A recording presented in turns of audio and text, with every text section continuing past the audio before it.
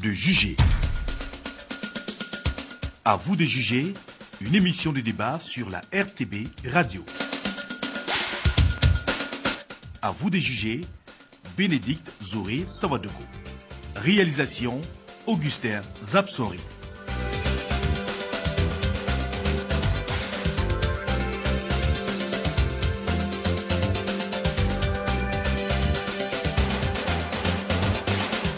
Mesdames et messieurs, bonjour et bienvenue dans votre émission de débat à vous de juger ce jour sur la RTB Radio. Une fois n'est pas coutume, aujourd'hui, l'équipe de production étant très enchantée d'enregistrer cette émission à Coupéla dans les locaux de Radio Maria avec la complicité de Radio Dauphin FM. C'est la preuve d'un partenariat solide en tout cas. Dans le cadre des activités du 11 décembre, l'équipe de production veut s'arrêter sur la célébration tournante du 11 décembre pour enseigner l'impact, la plus-value, les avantages et les inconvénients pour les localités qui ont accueilli les festivités commémoratives de la fête nationale. Quel bilan peut-on en tirer? Quels espoirs cela suscite sur les populations? Quelles perspectives donner à cette célébration? Quelles attentes pour les populations de la région du Centre-Est qui accueillent le 11 décembre 2019? Et pour en parler, je reçois pour vous Aouna Tirogo. Il est attaché d'intendance scolaire et universitaire. Il est le maire de la commune de Coupéla. Bonjour. Oui, bonjour madame. Je reçois également Seydou Noba, qui est président du conseil régional de la jeunesse.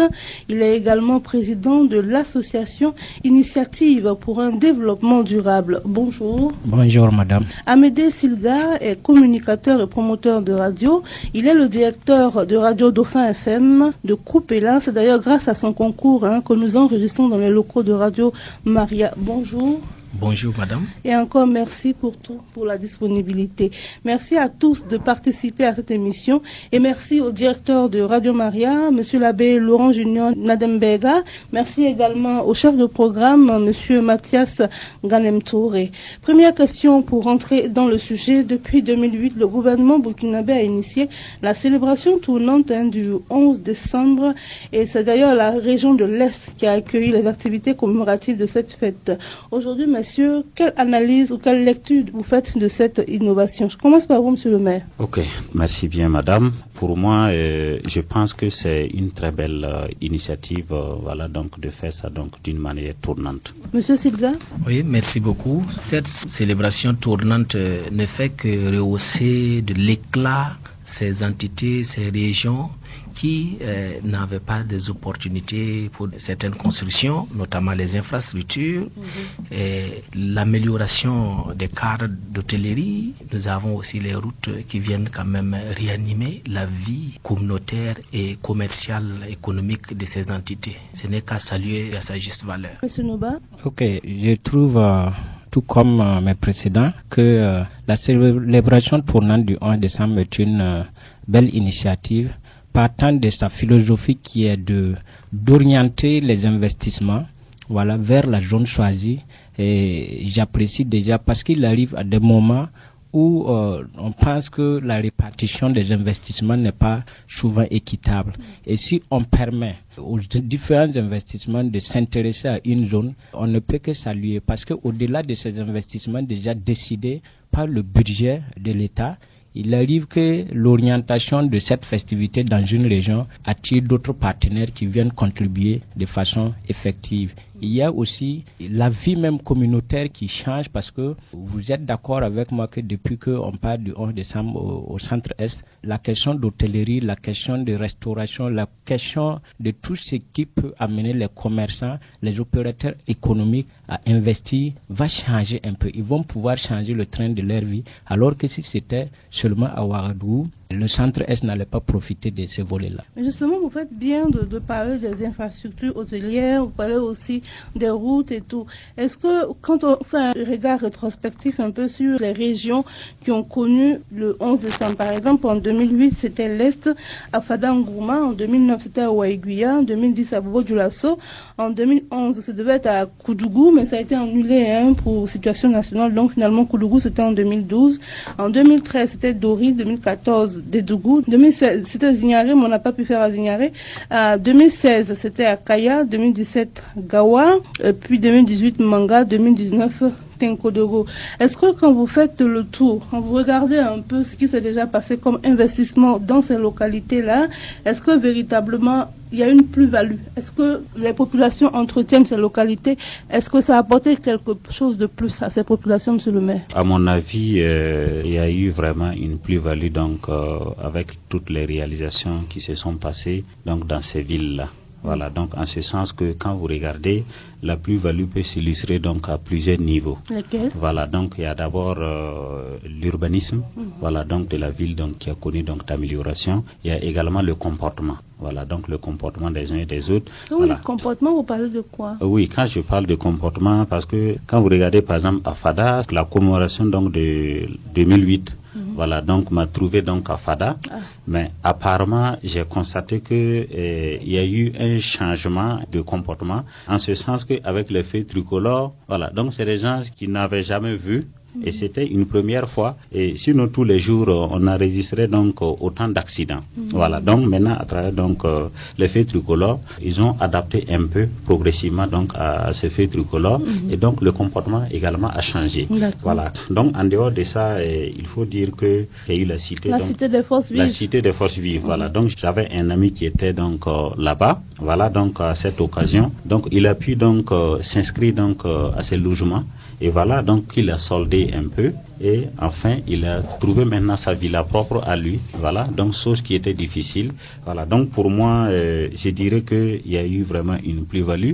Et il y a aussi que avec donc les étrangers qui arrivent, les opérateurs économiques se sont fait beaucoup d'affaires. Voilà, à travers donc la vente donc de matériel pour les constructions. Il y a aussi donc les hôtelleries, voilà, qui ont révolutionné un peu donc pendant ces périodes donc de festivités commémoratives. Voilà, donc pour moi ça a été vraiment important donc que cela se passe dans ces villes-là. Et aujourd'hui, quand vous arrivez donc dans une ville où les festivités commémoratives se sont déroulées, automatiquement vous voyez un changement donc dans la ville.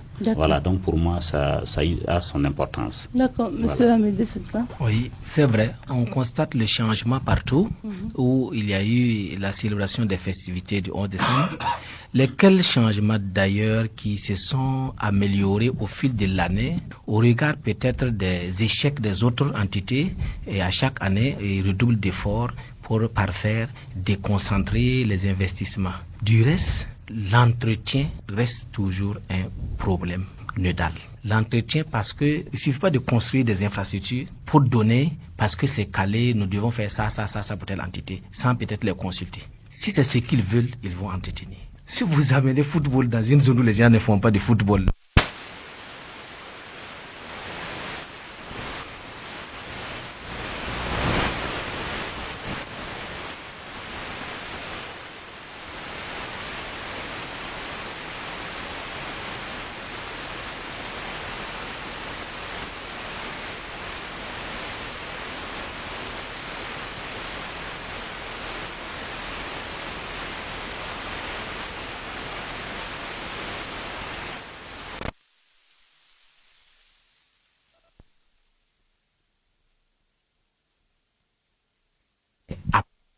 je pense qu'il devrait d'ailleurs, c'est l'occasion pour Jason, il devrait d'ailleurs avoir un bilan 5 ans, 60 mois après, il faut repasser, il faille repasser, ça c'est vous les journalistes de Ouagadougou RTB, il faille repasser, voir qu'est-ce que les gens ont fait.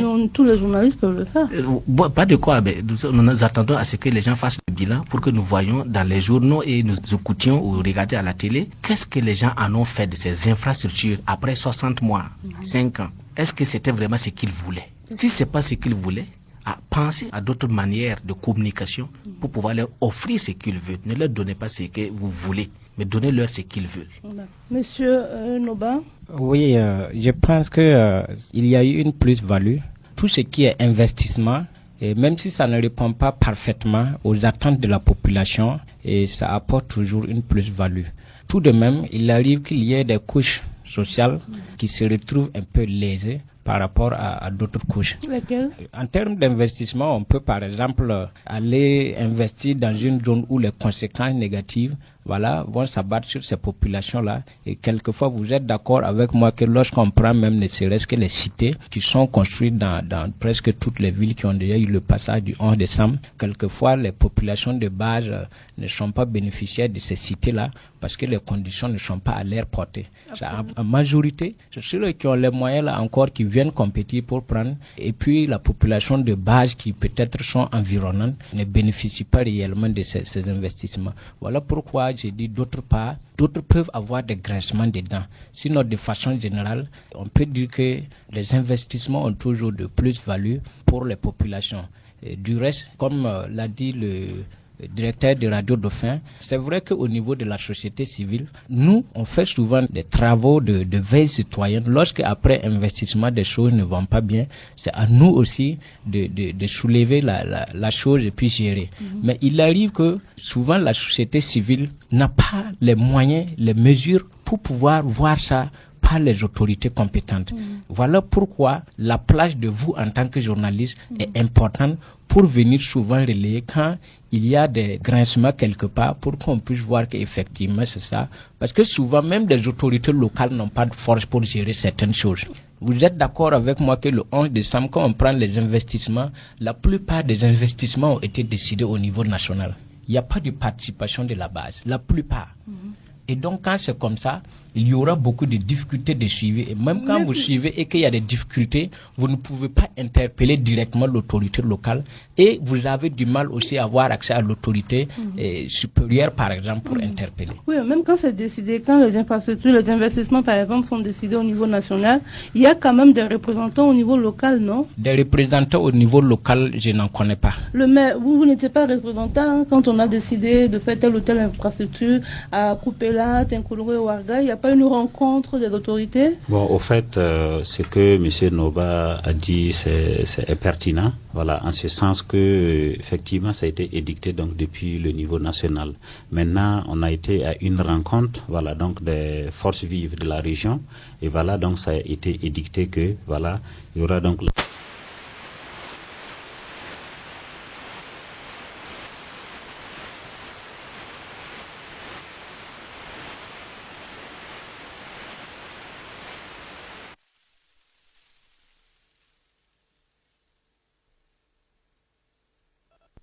chaque localité, voilà, donc pour que ça puisse marcher. Prenons peut-être l'exemple de la salle polyvalente.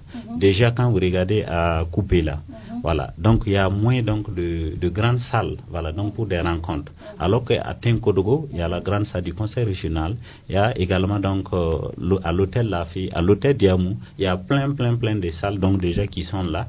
Maintenant, une salle polyvalente à Tenkodogo, pour nous, voilà, donc c'est de trop, voilà. Et c'est là, si c'était peut-être à Ouargla comme à Kupela, donc ça pouvait avoir donc plus de plus-value donc qu'à Tenkodogo. Il y a également un autre projet, bon, la maison de l'Appelé, là où on recrute les SND, voilà. Donc également, il y a ça également à Tenkodogo, alors que Kupela en tant que ville carrefour, voilà, donc ça pouvait être donc la bienvenue.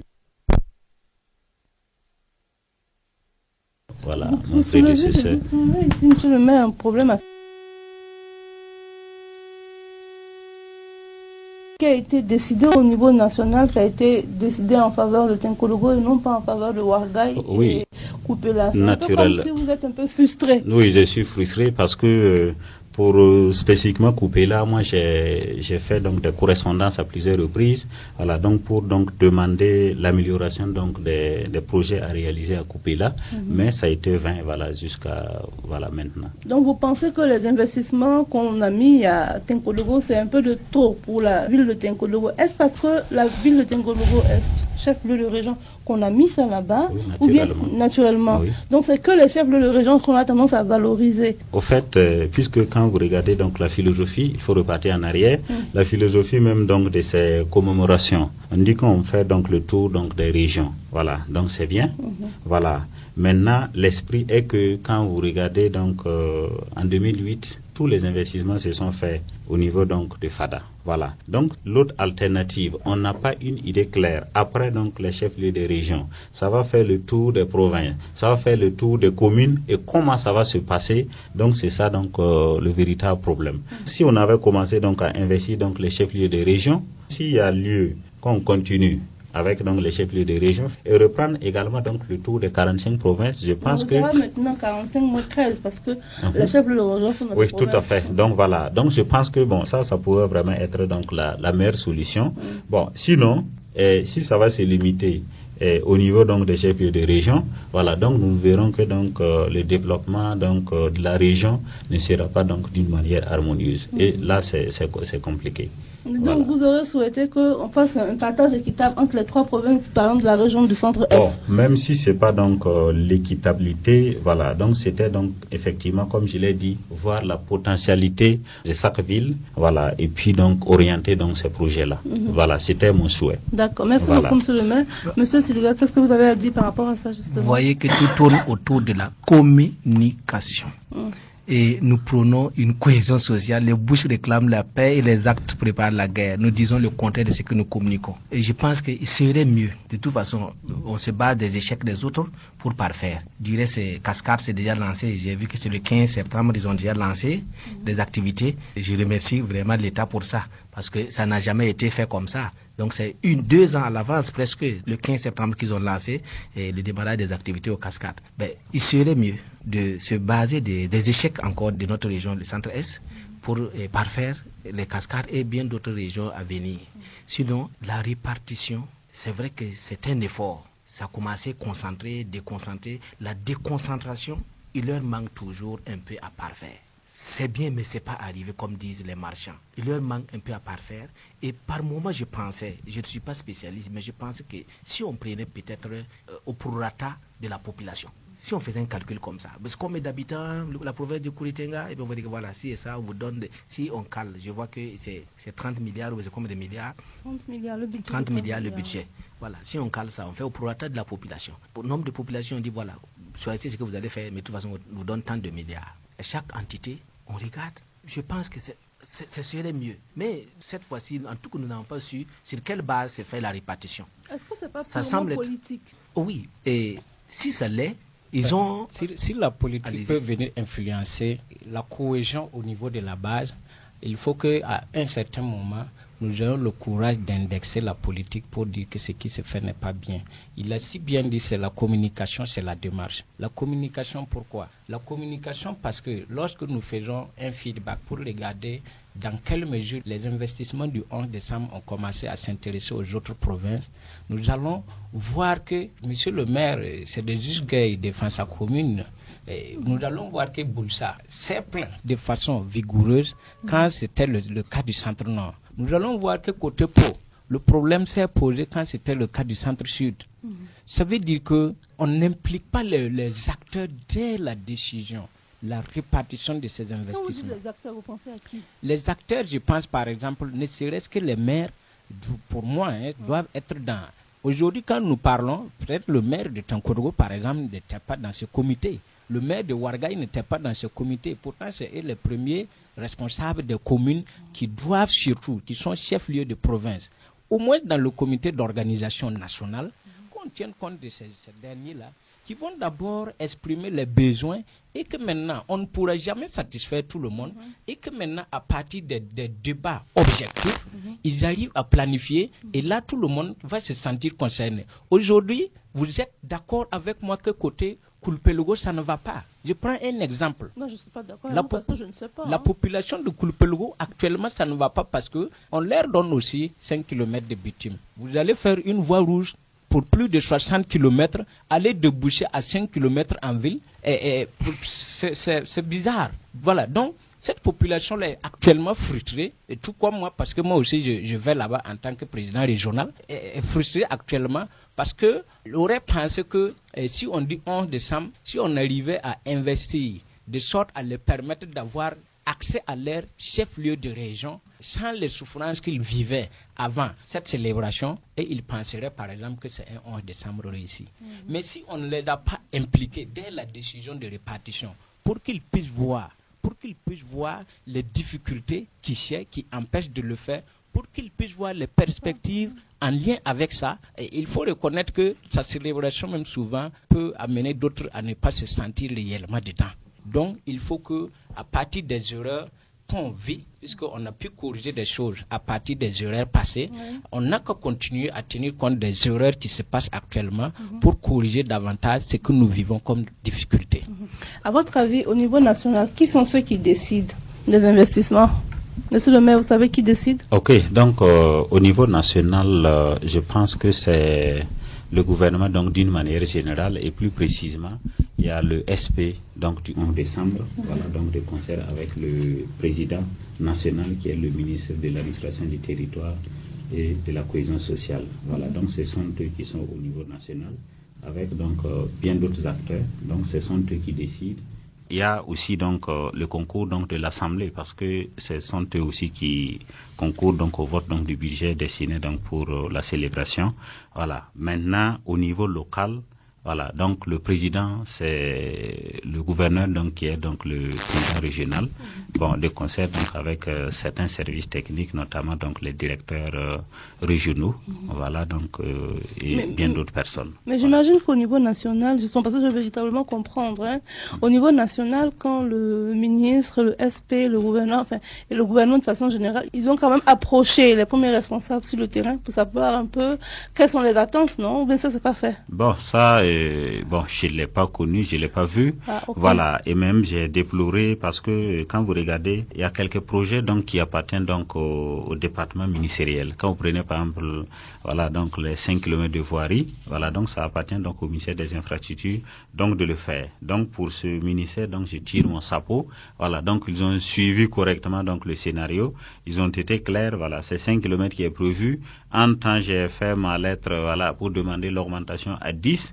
Voilà, ils ont voulu écouter, bon, ils n'allaient pas atteindre les 10, mais voilà, ils étaient un peu à peu près à 8. Voilà, mais malheureusement, voilà, compte tenu donc du contexte voilà, d'incivisme et tout ce que nous connaissons, voilà, donc faire 8 à Koupéla et peut-être moins de 8 à Ouarghaï, donc ça pouvait donc constituer donc des petits conflits. On peut pas faire 8 à Koupéla, faire enfin moins de 8 à Ouarghaï, mais on peut quand même faire 5 à Koupéla et 35 à Tenkodoro. Bon, puisque là-bas, ça se justifie du fait que voilà, Tenkodoro c'est le chef-lieu de la région et que donc en se référant donc aux célébrations passées, voilà, donc tous les investissements se passaient au chef-lieu de la région. Voilà donc les alibis utilisés. Voilà. Maintenant, j'ai déploré, voilà, donc le ministère du Sport, voilà, donc qui est venu, qui a convoyé une mission, et la mission est venue de façon nocturne, voilà, donc sans nous informer. Voilà, donc on a été improvisé donc d'une mission nocturne qui est venue jusqu'à aller visiter le stade, voilà, provincial, donc qui doit être réfectionné, voilà, donc sans nous informer. Et voilà, donc ça, on a déploré vraiment donc ces on n'a pas associé la mairie. On n'a pas associé la mairie, on n'a pas été informé. Et maintenant, on voit donc maintenant des gens dans le contexte d'insécurité. On voit donc une mission donc de 9 personnes qui vient et qui part jusqu'à donc faire donc le tour donc du stade provincial donc à notre insu. Voilà. Donc quelles sont les mesures que vous avez prises par rapport à ça? Non mais moi, quand ils sont venus, moi je leur ai dit honnêtement, je vous reconnais pas. Bon, ils ont tenté donc de m'étendre donc leur ordre de mission. J'ai dit non. Il n'y a pas une lettre de mission, rien. Oui, mais il y avait la lettre de mission, mais pourquoi c'est nocturne? Voilà, c'est ça aussi la question. Pourquoi c'est nocturne? Pourquoi nous n'avons pas été associés? Pourquoi ils partent jusqu'à faire le tour donc pour visiter donc le stade donc sans une personnalité, voilà, une autorité de la localité. Et voilà. C'était la nuit en plus. C'était la nuit autour de 19h30. Voilà, ça j'ai déploré. Mais est-ce que vous vous êtes référé par exemple à leur ministère? Bon, au fait, j'ai eu l'occasion voilà, du passage donc du ministre ici. Voilà, et je lui ai posé le problème, c'est là, bon, lui aussi il a déploré donc cela, voilà, et il a promis donc de travailler à corriger ça. D'accord. Voilà. Monsieur Nova veut dire quelque chose par rapport à ça. C'était pour appuyer que, en fait, ce que monsieur le maire a vécu, j'allais dire que tous les maires de la région vivent cette réalité. Parce que nous sommes souvent dans des rencontres on voit que ça se passe. Et nous-mêmes de la société civile, nous aussi on vit ça avec les maires qui nous écartent souvent. Voilà. Donc, je voudrais revenir un peu sur, par exemple, la question de répartition. C'est juste, le chef-lieu de la région doit en avoir plus. Parce que c'est ça aussi la vision d'ailleurs. Dès lors que dès le départ, même ce n'était pas prévu. Mais, à mon avis, il y a ces investissements qui devaient être faits dans tous les chefs-lieux de province. Parce que si nous partons de la logique de la célébration tournante du 11 décembre, ça veut dire que l'année prochaine, les investissements seront orientés majoritairement vers les cascades. Ce qui veut dire que pour nous ici, il faut attendre encore une longue période. Et si tel est le cas, il y a de ces investissements, il faut mouiller le maillot pour qu'on puisse en avoir. Quand on parle par exemple de la salle de spectacle, c'est une réalité, mais moi je souscris sous un autre angle. À Tenkodogo, il arrive des activités, des cérémonies où ni la salle du conseil régional ne peut contenir les gens, ni la salle de l'hôtel Lafi. C'est compliqué. À Koupela, il n'y en a même pas. À Ouargaï, il n'y en a même pas. Donc, pour moi, c'était l'occasion, ne serait-ce que ces investissements qui peuvent nous accueillir de façon permanente là, c'était l'occasion de mettre l'accent là-bas pour que les 3 provinces là puissent en avoir. Sinon, quand vous prenez Garango qui est à côté de Tenkodogo, même Garango c'est plein. Garango ne se souscrit pas dans une répartition qui a été équitable à son avis. Nous vivons ça. Nous, quand on prend nous du côté des jeunes, nous ne voyons pas quelque chose de conséquent de façon spécifique qu'on a prévu pour la jeunesse. Pourtant, on a chanté à longueur de journée. On nous a jamais appelé de nous asseoir pour dire que bon, voilà pour votre vision, là, voilà ce qu'on peut faire pour vous. On ne voit pas. Donc, ça revient à la question de démarche. C'est les plus hautes autorités qui nous conseillent, qui nous parlent à tout moment du développement participatif. Et que c'est eux-mêmes qui proposent, qui viennent imposer. Ceux-mêmes qui sont à la base n'ont pas leur mot à donner avant même que, en tout cas, on leur donne quelque chose. Merci beaucoup, M. Noba. On va continuer dans la dynamique de ce débat. Justement, est-ce que les gros investissements qu'on a fait dans les autres localités là, est-ce que véritablement ça a changé quelque chose dans le vécu quotidien des populations, M. Amédia? Les gros investissements que nous voyons, c'est notamment les logements. Oui. C'est de l'apparat, c'est très beau. Mais je voulais même en venir, peut-être que le maire va nous donner un peu d'éclairage, mais je voulais même en venir sur les logements. Je pense qu'on dit logements sociaux, si ma mémoire ne me trompe. Oui, logements sociaux. Et je comprends par logement social, logement quand même pour ceux qui n'avaient pas l'opportunité d'en avoir, c'était une occasion pour eux ou jamais d'avoir un logement. Mais nous tous, nous faisons partie des cas sociaux aussi. Nous avons postulé, mais à l'approche, quand les conditions d'octroi de ces logements sont tombés, c'était la déroute. Les gens ont fui. Parce que c'était pas des logements sociaux, c'était des logements des logements pour les cossus. Dites-moi, qu'est-ce qu'ils demandaient? Si ma mémoire ne me trompe, comme le maire est là et que lui-même il a chose, je pense que la bonne flûte appartient au flûtiste, il va pouvoir dire. Monsieur le maire, qu'est-ce qu'on a demandé comme critère pour les logements sociaux? Il y a eu donc deux formes donc de logement. Il y a donc eu la cité des forces vives. Et la cité des forces vives consiste à dégager un certain nombre de parcelles et mettre ça à la disposition des filles et fils donc de la province. Voilà, donc sortissant de la province. Voilà. Même s'ils ne résident pas sur place. Oui. Okay. Voilà. C'est bon à savoir. Voilà. Et maintenant, l'autre volet, donc, c'est les logements sociaux qu'on demande maintenant donc aux souscripteurs donc de venir souscrire, voilà, donc et payer à tempérament donc sur une durée, soit d'un an pour les logements. Voilà, donc de type F3 et maintenant le logement donc de type F4. Voilà, donc c'est une durée donc de 1 an et demi. Quoi? Bon, ils doivent payer donc solder donc l'investissement. Maintenant, le logement social, il faut dire que le logement social est construit par donc le CGC. Voilà. Et maintenant, toi en tant que souscripteur, donc tu viens, voilà, tu payes. Ça fait 7 500 pour le logement de type F3. Voilà, on te demande de payer donc le 10% donc à la souscription. Et le reste maintenant est solvable maintenant pour une durée d'1 an. Voilà, donc tu soldes donc les 6 700 là. Voilà, donc à une durée donc de 12 mois. Voilà, et là, donc la parcelle, l'investissement, donc te revient de droit et c'est ta parcelle. Voilà, ça c'est le logement social comme il a dit. Maintenant, pour la cité donc des forces vives, donc ça consiste maintenant à aménager et à mettre à la disposition des fils et filles de la province, voilà, donc un certain nombre de parcelles, et leur maintenant exiger donc la construction à un plan type. Voilà, donc, suivant donc un cahier de charge. Donc, je pense que c'est ce que nous avons fait à Kupela. Et je pense que c'est la même chose qui s'est passée à Ouarglaï comme à Tenkodogo. Vous avez combien de logements sociaux à Kupela? Bon, pour les logements sociaux, il faut parler donc d'une cinquantaine. Voilà, il y a 50 logements sociaux qui n'ont même pas encore débuté de construire. Ça n'a pas encore commencé. Voilà. Et vous êtes sûr que ce sera prêt avant le 11 décembre? Non, ça ne peut plus être prêt. Ah, voilà, étant donné qu'on est donc à quelque part donc du 11 décembre, ça ne peut plus être prêt. Voilà. Maintenant, pour la cité des forces vives, voilà, donc la cité, on a eu 100. Voilà. Maintenant, et ça a été construit? Donc les 100, on a mis ça à la disposition donc des filles et fils. Voilà, donc qui sont sur les chantiers. Voilà, donc je pense qu'ils ont accusé un retard. Donc le début des travaux, c'était prévu pour le 1er septembre jusqu'au 30 novembre, c'est-à-dire 3 mois. Mais il faut dire aussi que donc l'autorisation de construire donc a constitué voilà donc des difficultés. Il y a également que la saison hivernale donc a prolongé et ça rendait un peu voilà difficile donc d'accéder donc les chantiers. Voilà donc avec donc la mobilisation. Mais est-ce qu'on peut agrégats. espérer que d'ici le 11 décembre tout sera fin prêt? Non, tout ne peut pas être fin prêt. C'est assez voilà, honnête, donc on oui. espère que donc à la date prévue donc c'est-à-dire le 30 novembre, voilà donc on peut espérer au moins une vingtaine donc de villas Sur les 100? sur les 100. Voilà, parce que ils ont rencontré vraiment des difficultés donc de mobilisation donc des agrégats. Voilà, donc le terrain donc était un peu chose perméable et donc ça chose. Voilà, donc les véhicules s'enfonçaient. Ok. Voilà. Est-ce que les populations entretiennent les infrastructures qu'on met à leur disposition? Je donne la parole à M. Amédée, je reviens à vous, M. le maire. Avant ça, j'allais peut-être dire un peu que si vous écoutez bien le maire avec le calcul, donner une tranche, déposer 1 million et quelques et 6 millions en 12 mois. Bon, ça veut dire que ce n'est plus social. En 12 mois, si vous calculez sur un fonctionnaire moyen qui a 175 000... cadre A.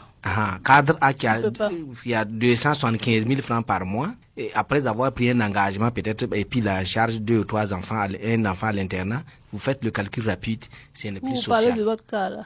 Ce n'est plus social. Donc avant de revenir un peu sur l'entretien, oui. Mais nous ne pouvons pas parler d'entretien actuellement parce que nous ne sommes pas à l'après 11 décembre. Non, je parlais des villes précédentes. Des villes précédentes, effectivement. J'ai eu effectivement la chance de faire presque toutes ces villes qui ont abrité le 11 décembre. C'est exactement ce que je disais en prélude. L'entretien est tributaire de l'investissement qui rencontre leur assentiment. Si l'investissement tombe à pic parce qu'il voulait ça, mais l'entretien est automatique, ça coule de source. Quelqu'un veut un champ, ou bien il veut que vous aménagez une salle de conférence. Vous partez, vous lui donnez un terrain de football. Ben, venez entretenir. Donc, c'est d'où je disais, comme le maire parlait aussi, je voulais un peu corriger pour dire qu'il y a un comité national, le 11 décembre. C'est vrai, le comité est, depuis 2015, un arrêté qui a installé un comité national le 11 décembre où le comité est toujours piloté par le ministre de l'administration territoriale. Quoi qu'on dise, les activités maintenant sont surveillées et veillées par le secrétariat permanent, voilà, le permanent du 11 décembre. Ajoutez ça. Monsieur le maire, allez-y. Voilà, donc je vais revenir donc par rapport donc au suivi donc des infrastructures donc du 11 décembre.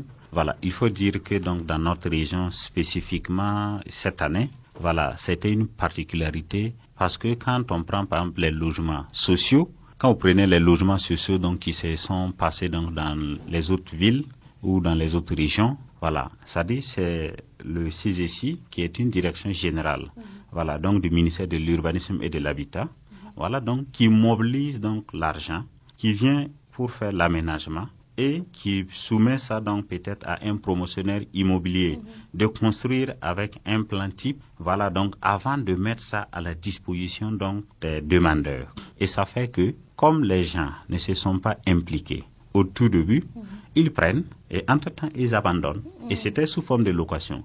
Et je pense que c'est ce qui s'est passé à Fada. Et à l'heure, quand vous arrivez à Fada, au niveau donc de ces logements sociaux, c'est vraiment déplorable parce que ça a laissé libre champ aux margouillas, aux lézards et à tout insecte. Donc maintenant, spécifiquement ici, quand on dit cité de forces vives, tu viens, on te donne une parcelle, on t'exige un plan type, voilà, on te dit voilà, tu construis à tes propres frais.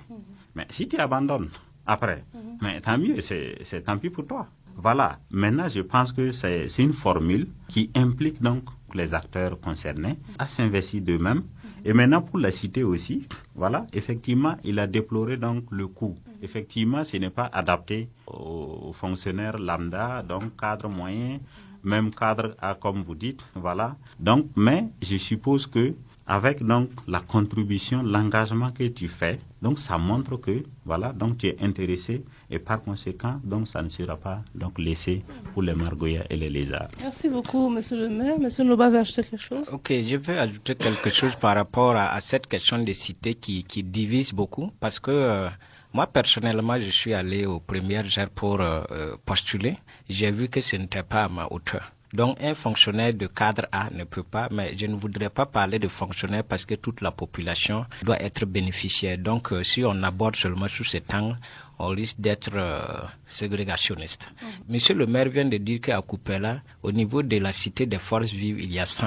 Au niveau des logements sociaux, il y a 50. Regardez déjà la disproportion. Si c'est la population qui doit bénéficier, on devait, à mon avis, étendre au niveau des logements sociaux là, pour que vraiment la population puisse profiter.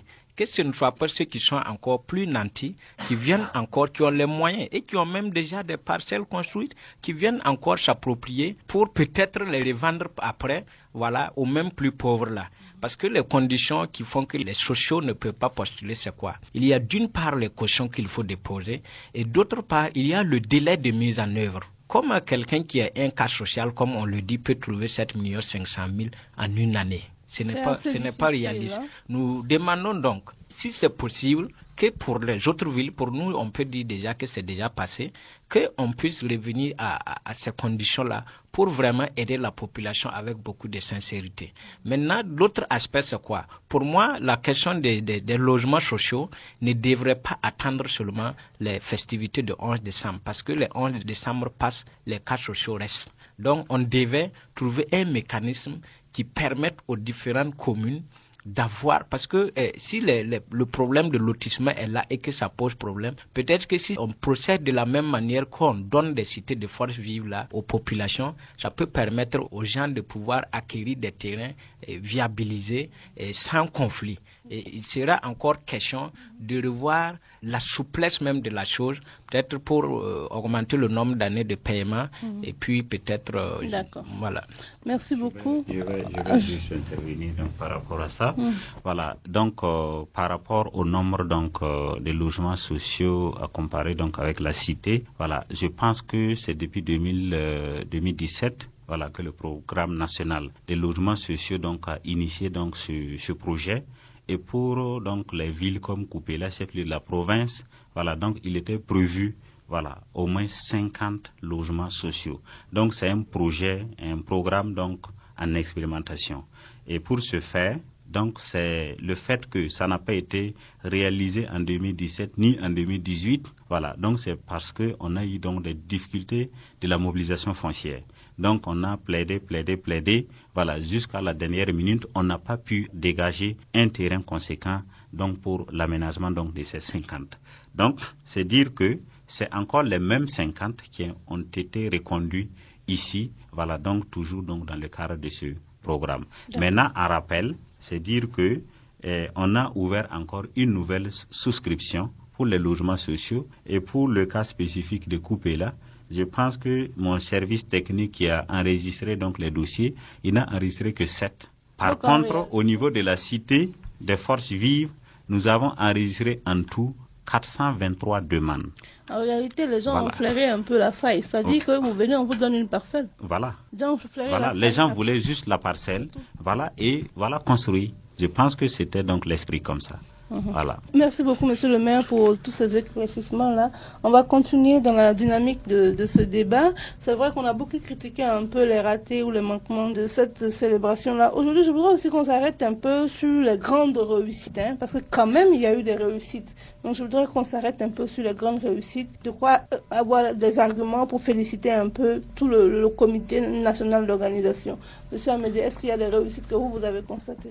Il y a plus de réussites quand même que de ratés. Bien sûr. Donc, on ne doute pas, ça rehausse sur tous les plans. On commence par le premier plan dont nous avons même besoin, le plan économique des villes qui ont vécu le 11 décembre.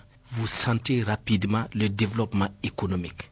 Je pense que les routes dont on parle depuis longtemps, c'est dans le souci de désenclavement. C'est parce que ça, par moment, ça biaise. Comment on peut aller désenclaver une île? Se dit que vous dites vous désenclavez le Kulpelgo Ouarghaï, donnez 5 km, alors que le reste pour arriver à Ouarghaï, on ne peut pas arriver. Ben, voici ça, c'est les ratés par moment. C'est dommage où vraiment les gens qui sont dans le comité sont aussi des mêmes villages, par moment ça arrive, mais c'est des ratés. Sinon, la grande majorité, c'est du positif. Le développement est suivi, c'est très bien, c'est beau à voir. De Fada en passant par Koudougou pour venir à Manga, je dirais que c'est des grandes réussites. C'est des grandes réussites, d'autant plus qu'avant ces réalisations, il y avait beaucoup de choses qui étaient en retard. Quand je prends Fada par exemple, à l'occasion du 11 décembre, quand on a lancé l'université de Fada, quand je prends spécifiquement Tinkodougou ici, c'est vrai que les constructions ne sont pas encore opérationnelles, mais désormais nous avons notre université,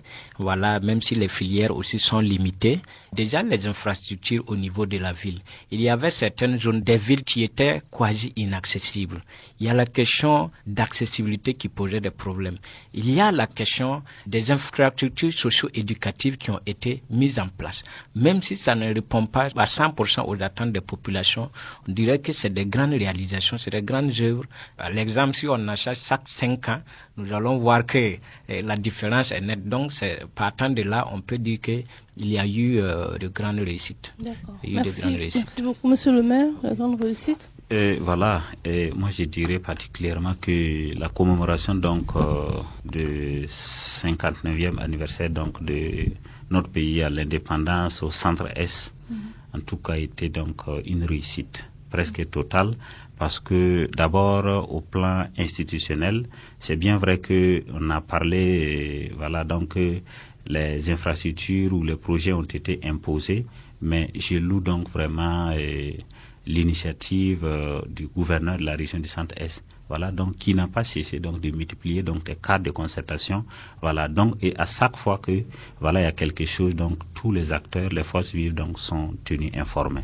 Donc ça c'est déjà donc une réussite. En dehors de ça, c'est comme les projets qui sont réalisés. Si je prends par exemple Koupéla, donc en dehors des 5 km donc de bitume là, il faut dire que ces 5 km de bitume ont été accompagnés de travaux connexes. Il y a donc 1500 mètres de clôture que nous avons fait donc dans des structures. Il y a eu également 5 km donc de caniveaux donc qui va faciliter donc l'assainissement. Il y a eu également donc des reboisements de plus de 1000 plants. Voilà, à couper là spécifiquement. Voilà. Donc en dehors de ça, donc il y a eu un forage et bien d'autres projets. Et quand vous regardez aussi au niveau de la cité, bon, on a dit c'est cher, les gens ne pouvaient pas y accéder. Mais il faut dire que pour la cité des forces vives, sur les 423 dossiers que nous avons reçus pour 100 places, voilà, dites-vous même que la sélection a été rude, parce qu'on ne savait même pas sur quels critères appuyer, voilà, donc pour pouvoir sélectionner, parce qu'il y avait réellement l'engouement. Et c'est ça aussi l'intérêt, donc voilà, donc du 11 décembre, le fait que chacun peut déjà s'impliquer, voilà, profiter donc de quelque chose, voilà, donc c'est vraiment très important. Donc, voilà, donc pour moi vraiment ça a été une belle réussite, voilà, et on suppose que cette festivité au centre Est sera donc inégalée et inégalable, voilà, donc à l'instar donc voilà d'autres régions. D'accord, merci beaucoup monsieur le maire. On va continuer et puis en dernière question, je vais vous poser une question par rapport à vos attentes. Dans le contexte de crise sécuritaire, là, dites-nous messieurs, comment on peut célébrer le 11 décembre? Je commence par vous monsieur Noba. Dans le contexte de crise sécuritaire, la célébration du 11 décembre, pour nous, nous on reste en tout cas optimistes, voilà, et avec toutes les prières possibles pour pouvoir célébrer notre 11 décembre dans toute quiétude. Monsieur Silda? Oui, ce n'est pas un phénomène orienté au centre-est. C'est un phénomène mondial. Nous devons apprendre à vivre avec. Ça me fait rire parce que si vous connaissez la crielle de sécurité que nous avons en France, pour qu'on vienne atteindre la plus belle ville, Nice, quelle que soit notre méthode de sécurité, nous ne pouvons pas les empêcher. Nous ne faisons que nous remettre à notre conscience, au man des ciels, comme j'aime dire, à nos ancêtres et aux religieux de nous aider. Parce que ce n'est d'autres personnes, ce sont nos fils. Ouais, nous sommes victimes de notre ventre, comme disait une vieille. Ils n'ont pas quitté ailleurs, ce sont nos fils. Donc, nous devons voir comment nous allons procéder. Merci beaucoup, M. Sylvain, M. le maire. À ce sujet, je dirais que mes prédécesseurs ont déjà donc parlé de l'essentiel. Maintenant, c'est dire que ce que nous allons peut-être demander, c'est une synergie d'action. Voilà, et nous allons demander à ce que donc tout le monde prenne conscience donc de cette situation et s'impliquer fortement, à collaborer franchement. Voilà, donc afin que nous puissions donc bouter donc ce phénomène, voilà, ou à minimiser donc ce phénomène donc dans le ressort territorial du Burkina Faso. Maintenant, pour le cas spécifique donc du 11 décembre, je ne pense pas que il y ait donc des dispositifs donc ici, voilà, donc pour peut-être empêcher ou peut-être pour dire quoi que ce soit, mais je sais que le ministère de la Sécurité donc a cette disposition, voilà, et les dispositions qui tiennent ici, moi je dirais donc la disposition donc divine. Voilà, c'est que Dieu vraiment, seul lui, et les prières donc comme ils l'ont dit, ils puissent vraiment nous permettre de célébrer donc cette commémoration donc dans une sérénité et dans la quiétude totale. Mais en même temps, c'est un appel à la sobriété ou bien on peut festoyer? Bon, je me dis, bon, on peut festoyer. On peut festoyer. Voilà. Merci beaucoup, Voilà. Monsieur le maire. Ok. Vous êtes tous ressortissants ou résidents du Centre-Est. Quelles sont les attentes et les attentes de vos populations par rapport au 11 décembre 2019? Je commence par vous, Monsieur Sylvain. Nos attentes ne peuvent pas s'écarter des premiers mots dès l'ouverture de Madame le ministre représentant le ministre d'État. C'est toujours la paix, la cohésion, que le 11 décembre finisse dans la sérénité, dans une joie collective, nos attentes, je pense. Ok, Monsieur Nouba. Ok, donc nos attentes dans le cadre de la célébration du 11 décembre, et c'est une célébration paisible et nous souhaitons que tout se passe vraiment sous le contrôle divin, voilà, vraiment sans difficulté majeure. Et si ce sont les difficultés organisationnelles, la perfection n'existe pas sur Terre. Et occasion pour moi de reconnaître en tout cas les efforts des autorités de façon, je sais que depuis le mois d'octobre, et certaines autorités ne peuvent même plus dormir tranquillement parce qu'à n'importe quel moment on va vous réveiller pour en tout cas travailler à ce que ça soit une réussite. Et nos attentes également, c'est que durant la phase de l'organisation, que les autorités pensent, parce que quelquefois nous avons l'impression que les gens se concentrent, se focalisent seulement à la réussite des infrastructures et certains aspects sociaux sont parfois oubliés. Quand je prends les routes qui sont en construction dans nos villes, les routes sont par exemple à peine arrosées. C'est-à-dire on aurait des infrastructures avec des peuples malades. On aurait des infrastructures avec des peuples malades. L'occasion pour moi de lancer un appel aux différentes municipalités. Voilà. Quelquefois c'est difficile pour eux, c'est difficile par exemple pour les maires de contrôler efficacement ce genre de situation parce qu'ils ne peuvent pas être partout à la fois. L'occasion donc pour eux de s'associer avec la société civile pour constituer un de leurs pour contrôler, pour remonter l'information lorsqu'il y a des écarts quand même majeurs pour permettre à la population de gagner dans son ensemble. Sinon, les difficultés sont là. Il y a beaucoup de municipalités aussi qui, quand on dit société civile, c'est pas, ils veulent pas trop de leur côté, alors que nous travaillons tous pour cette même commune. Notre objectif majeur, c'est d'appuyer les municipalités à ce que tout soit une réussite pour tous, parce que c'est ça aussi notre objectif. Merci beaucoup, Monsieur Nouba, Monsieur le maire. Moi, mon attente était déjà citée par voilà, mes prédécesseurs, mais du reste, je vais donc accentuer donc sur donc la mobilisation autour donc de l'intérêt commun. Voilà, donc quand on dit fête de l'indépendance et célébration donc dans notre région, voilà, donc je souhaite que voilà toute la population donc des 3 provinces puisse se mobiliser fortement, voilà, donc pour une réussite de cet événement. Je souhaite également à ce que donc voilà cette célébration se passe donc dans la quiétude, dans la paix et dans une concorde sociale. Et maintenant pour terminer, voilà, ça c'est juste voilà un constat et en tant qu'autorité, voilà, donc c'est un message voilà que je porte à l'endroit donc de toute la population. voilà, donc on se rend compte que les remous sociaux, voilà, donc se multiplient et c'est en train donc d'être généralisé, voilà, donc sur tous les plans. L'incivisme donc se matérialise donc à tous les niveaux, voilà, donc c'est pour moi donc un appel que je lance donc à toute la population et singulièrement donc à la jeunesse, voilà, donc vraiment donc de cultiver vraiment l'esprit de civisme. Voilà, donc pour que nous puissions donc atteindre donc les objectifs. Dernière question pour terminer, quelle perspective vous envisagez pour les 11 décembre à venir, Monsieur Silva? Alors, pour les 11 décembre à venir, nous souhaiterons vraiment que, au niveau infrastructure, que la cagnotte soit augmentée pour les provinces annexes de ces régions, que tout ne soit pas centralisé au chef-lieu de région, que l'échec de Kupela ou bien la réussite de Kupela soit d'un grand exemple et serve de leçon. Que ce que nous sommes en train de dire, que ça ne tombe pas dans l'oreille d'un sourd, que ça serve de leçon pour les autres comités d'organisation pour que ça réussisse. Parce que chaque fois on en parle. J'ai suivi Pau, j'ai suivi Boulsa, où vraiment que le comité prenne ça comme actif. D'accord, merci beaucoup Monsieur Silga. Je rappelle que vous êtes le directeur de Dauphin FM, une radio qui est à Kupela ici. Monsieur Noba, la perspective pour les autres 11 décembre?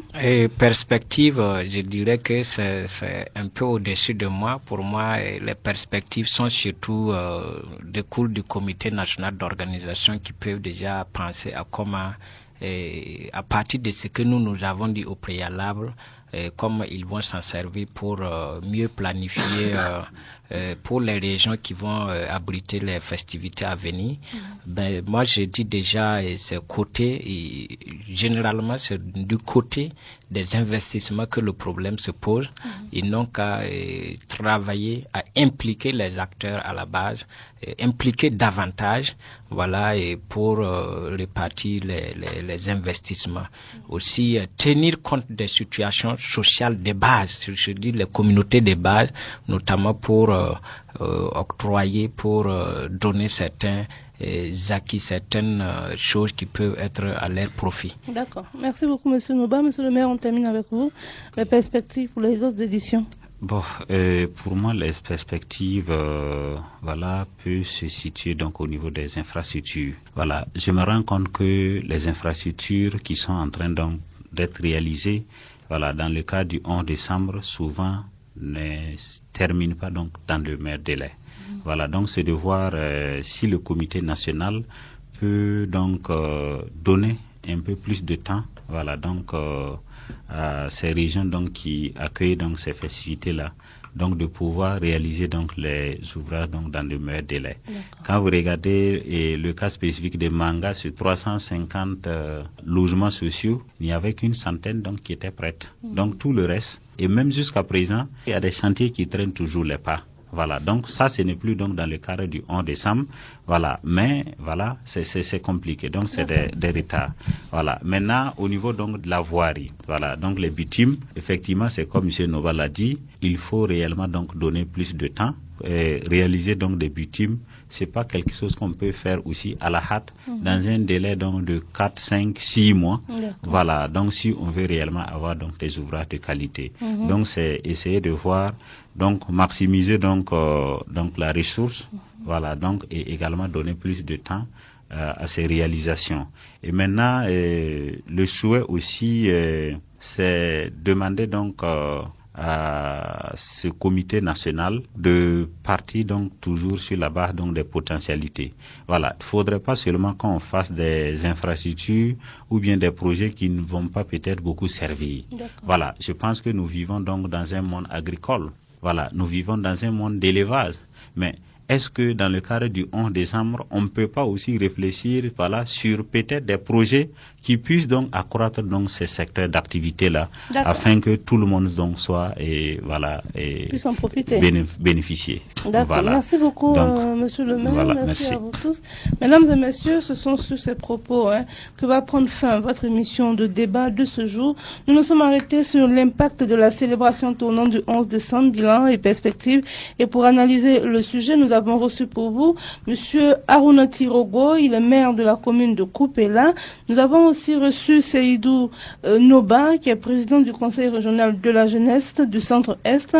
Nous avons aussi reçu Monsieur Amédée Silga, qui est communicateur et promoteur de radio. Il est le directeur de Radio Dauphin FM2 Koupela. Pour enregistrer cette émission, nous avons eu le concours de Radio Maria Burkina, qui a mis à notre disposition, en tout cas, son charmant studio. Nous tenons à dire merci au chef de programme, Monsieur Mathias Ganam Touré, et surtout au directeur, l'abbé Laurent Junior Nadambega. À la réalisation et à la prise de son, vous aviez Augustin Dabsonré. Au micro, je suis Bénédicte Zouré Sawadogo. Que Dieu bénisse le Burkina Faso. Si Dieu nous prête vie, à la semaine prochaine. Au revoir. C'était À vous de juger, une émission de débat sur la RTB Radio.